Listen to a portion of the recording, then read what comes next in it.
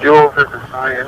Lives on an airplane that's been hijacked. If things don't go well and it's not looking good, I just want you to know I absolutely love you. I want you to do good. Go have a good time. Same to my parents and everybody.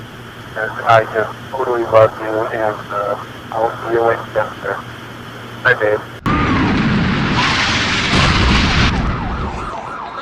What are those people going to do? All the elevators are blocked down. The attack of 9/11 has changed the world and the lives of so many people around the world.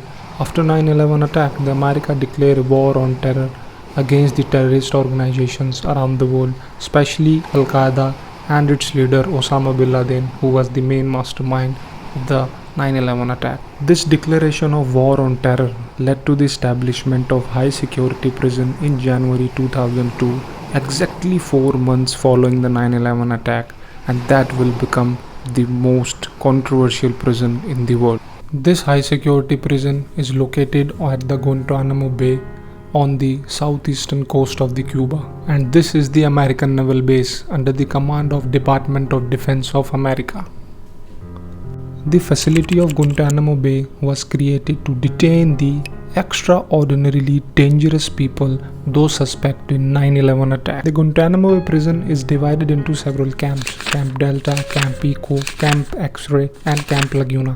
The Camp Echo was the high value, high security camp where the highly valuable detainees were kept. But how do it become a world's most controversial prison? It becomes the world's most controversial prison because of its indefinite detention without trial and its controversial method of detention that includes physical and mental torture. Initially, the authorities of Southern Command of Navy prohibited to publish the details of the detainees, but with the plea of Associated Press under the Freedom of Information Act, the military officials revealed the identity of 799 prisoners.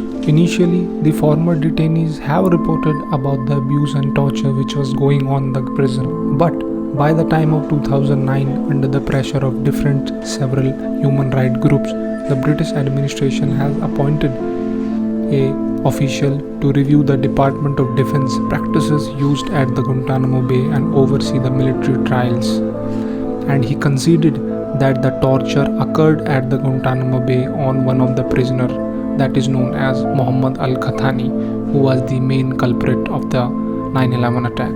The list of torture which have been provided by the former detainees is very long. It includes force feeding, stretched position for days, abusing, threatening the detainees against the families, humiliation, physical and sexual.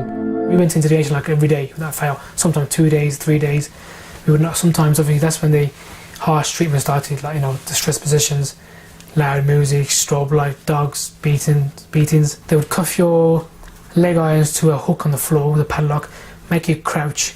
At the same time, they would have the loud music, which the rooms are very small, but later on the music turns into a screaming noise and banging and just like scratching noises, and all you can hear is like instruments, individual instruments banging away, and eventually it doesn't become music anymore, it just becomes like horrendously annoying.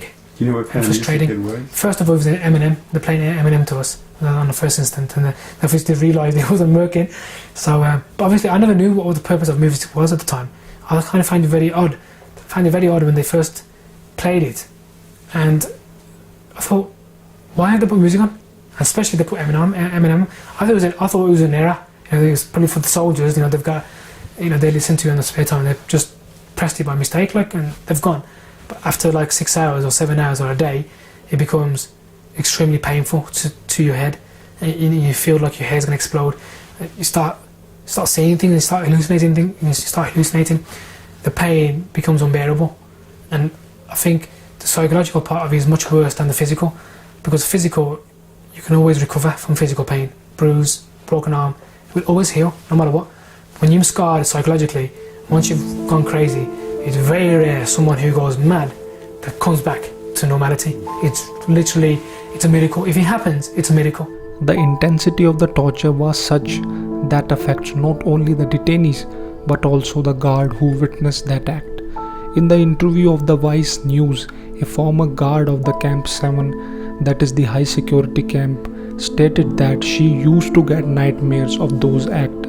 Some of the guards experienced PTSD, that is a mental health condition that triggered by the terrifying act, either by experiencing or by witnessing. Because of its controversy, the Gitmo prison has gone through a long years of legal battle. In 2004, the US Supreme Court ruled that court had jurisdiction over the Guantanamo Bay and detainees and the detainees had the right to challenge their detention under the habeas corpus.